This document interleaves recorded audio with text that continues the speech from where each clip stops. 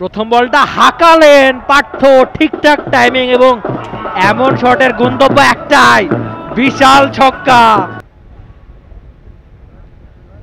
এবারে সজোরে হাঁকিয়েছেন পার্থ শেখ এবং ছক্কা। ইনিংসের প্রথম ছক্কাটি হাঁকালেন পার্থ শেখ। ও চমৎকার পুল শট, ফিল্ডারের কোনো চান্স নেই এবং ছক্কা। What a shot! ও short pitch delivery, proper bounce আদায় করে নিয়েছেন সেখানে তন্ময়। কোন রান নয়, শুরুটা একটু আস্তে ধীরে দেখে শুনে করতে চাইবে পার্থ শেখ এবং জাহিদ আশিক।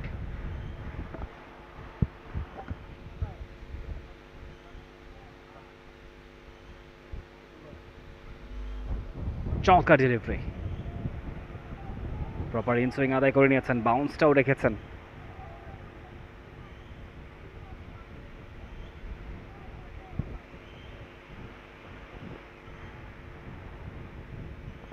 তন্ময়ের বোলিং অ্যাকশনটা ইন্টারেস্টিং, অনেকটা সুনীল নারায়ণের মতো লুকিয়ে ডেলিভারিটা করে থাকেন।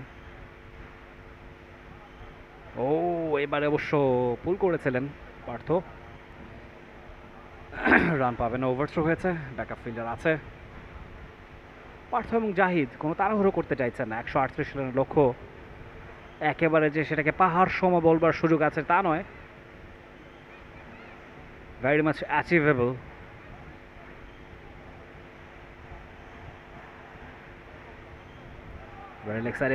ফ্লিক করেছেন এবং বাউন্ডারি মিলে যাবে কিনা, ফিল্ডার ছুটছেন ওসামা, গুড অ্যাটেম্পট, কিন্তু বাউন্ডারিটা যায়নি ঠেকানো। প্রথম বাউন্ডারি পার্থ শেখের উইলো থেকে।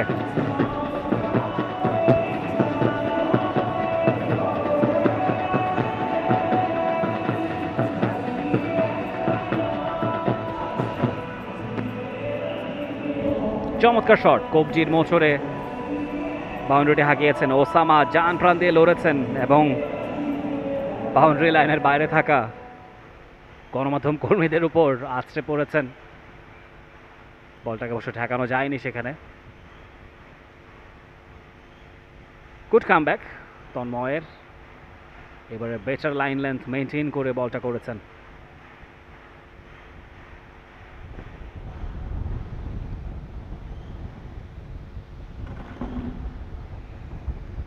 পার্থ এবং জাহিদ ওপেনিং পেয়ার, নিঃসন্দেহে একটা জুটি করতে চাইবেন দুজনই। স্টেপ আপ করে এগিয়ে এসেছিলেন, আপিল হয়েছে, প্যার আপ হয়েছিল, আম্পায়ার তাতে নিরুত্তর, হয়তো বা লেগ স্টাম্পের বাইরে বলটা প্যার আপ হয়েছে, ইম্প্যাক্ট আউটসাইড লেগ, এবং হয়তো বা উইকেটেও হিট করতো না, সে কারণেই যথাযথ সঠিক সিদ্ধান্তটাই আম্পায়ার দিয়েছেন। গিগাবাই টাইটান্স প্রথম ওভার শেষে 5 বিনা উইকেটে।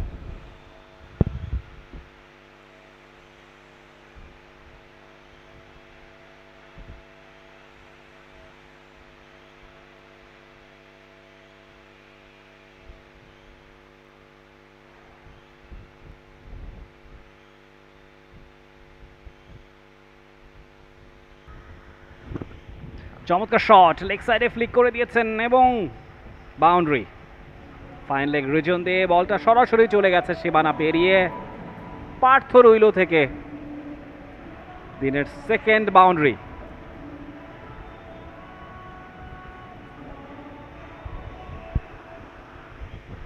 দেখুন উইকেট কিপার ছিলেন, লেগ স্লিপ ছিল, তবে সেখানে দুজনের ঠিক মাঝখান দিয়ে ব্যবচ্ছেদ করে একটি বাউন্ডারি আদায় করে নিয়েছেন পার্থ। কাট করেছেন এবং সেখানে বাউন্ডারিটাও পেয়ে যাবেন পার্থ, নিজের তৃতীয় boundary. Sensible batting from Partha Sheikh. এবারে সজোরে হাঁকিয়েছেন পার্থ শেখ এবং ছক্কা। ইনিংসের প্রথম ছক্কাটি হাঁকালেন Partha Sheikh. What a shot! Leg স্টাম্পের বাইরে পেয়েছিলেন, সেটার সুযোগ শতভাগ কাজে লাগালেন। Dug out উল্লসিত গিগাবাই টাইটান্সের। একটা একটা ছক্কা পুরো চিত্রপট যেন বদলে দিয়েছে। নাজমুল ইমন বেশ ভালো বোলিং করে চলেছিলেন, একটা ছক্কা তাকে হজম করতে হলো। এবার অবশ্য গুড কামব্যাক, প্রপার লাইন লেন্থটা খুঁজে পেয়েছিলেন। একটা সিঙ্গেল মিলবে পার্থ শেখের। ও চমৎকার পুল শট, ফিল্ডারের কোনো চান্স নেই এবং ছক্কা। ওয়াট এ শট পার্থ শেখের উইলো থেকে। খানিক আগে যেমনটা বলছিলাম হাফ সেঞ্চুরির দিকে হয়তো নজর থাকবে। দেখুন টিম মেন্টর গিগাবাইট টাইটান্সের মুস্তাফা কামাল রাজ যেভাবে নেচে চলেছেন, জয়ের সুবাসটাই হয়তো পাচ্ছে এই মুহূর্তে Gigabyte Titans. What a shot! Incredible shot! বিশাল ছক্কা।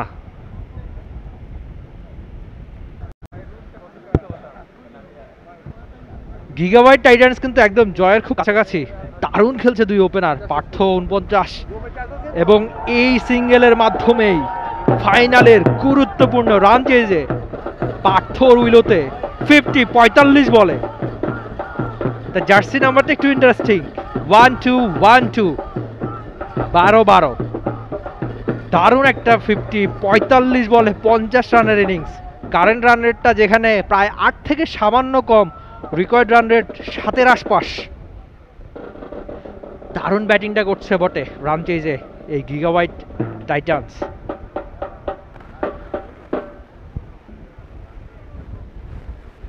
এবার অবশ্য খানিকটা ঝুলিয়ে গ্যাপ খুঁজে না পাওয়া অবধি একটা রান হয়ে গেছে। পার্থর ব্যাটে 45 বলে 50, অন্যদিকে জাহিদ 29 বলে 38 একটা সমর্থন দিচ্ছেন তাকে বটে, যে কাজটা স্বপ্নধারার প্রাণ বিপক্ষে তাদের জয়ের জন্য খুব দরকারি ছিল। এবার অবশ্য একটু লো ফুল টস, একটা রান পেয়ে যাবে গ্যাপ, সেক্ষেত্রে ফিল্ডারের কিছুই করার ছিল না, বাউন্ডারি। সিয়ামদের উল্লাসিত হওয়া খুব স্বাভাবিক। কি দারুণ ব্যাটিংটা করছেন পার্থ, তার ব্যাটে আরেকটা 4, 46 বলে 54-তে এই ওপেনার।